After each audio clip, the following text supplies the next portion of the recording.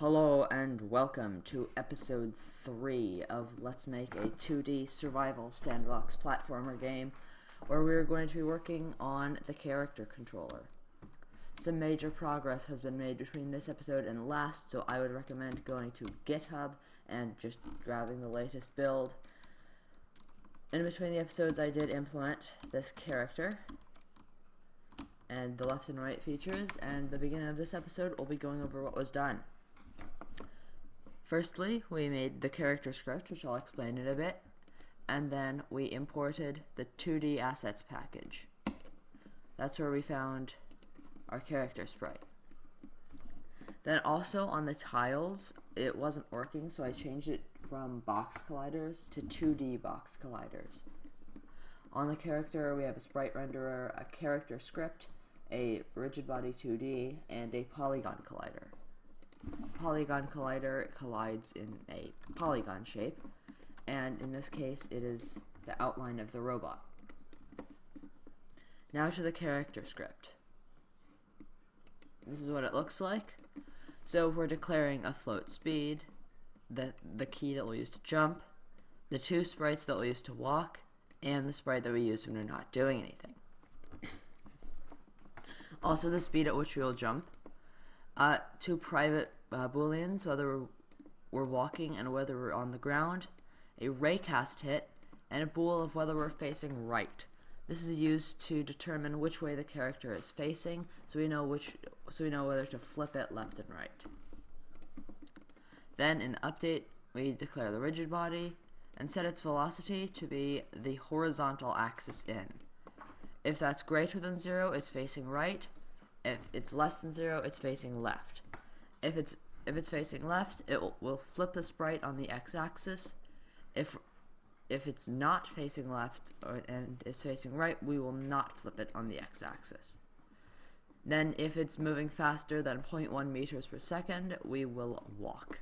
So what it does is it selects the first sprite, it waits a quarter of a second, then it moves to the second sprite in our walks sprites array. It sets is walking to true, and then it sets it to false at the end. Then if it's not walking like this, we set the sprite to the idle sprite, and if it's on the ground, we're able to jump. Welcome back, and the next thing we're going to be focusing on is placing and breaking tiles. So we'll go into our character script and add something at the bottom of our update function. If we get input.mouse button down, if input.get mouse button down 0, I'm trying to figure out why it's not auto-completing. Parsing error. It's a star. Yeah, my numpad star key is my record start key, so every time I start my recording, it puts a star in there. If input.get mouse button down 0, 0 is the left click, we will vector 3c equals camera.main.screen to world point input.mouse position here.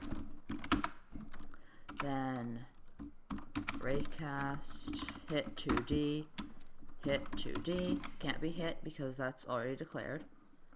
Hit 2D equals physics 2D.raycast transform.position C, which is this, minus transform.position.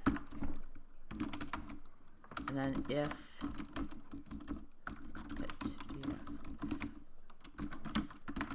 if what we hit is actually something,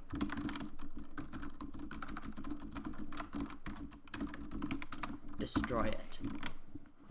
And this should work.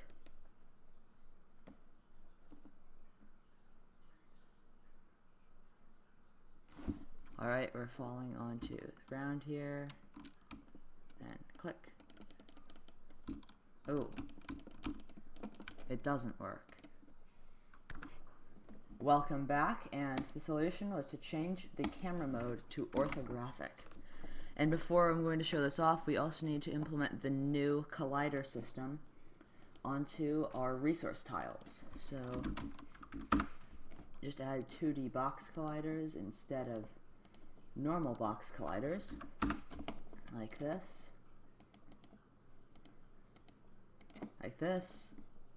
and like this. And then when we hit play, we're able to move around in the scene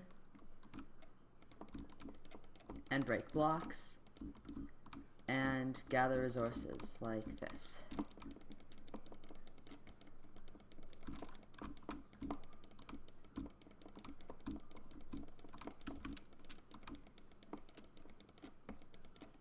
Thank you for watching this episode of 2D Survival Sandbox Platformer Game, Episode 3, and we'll see you next episode. Be sure to like, comment, subscribe, show your support on Patreon if you really liked it, and I will see you in Episode 4.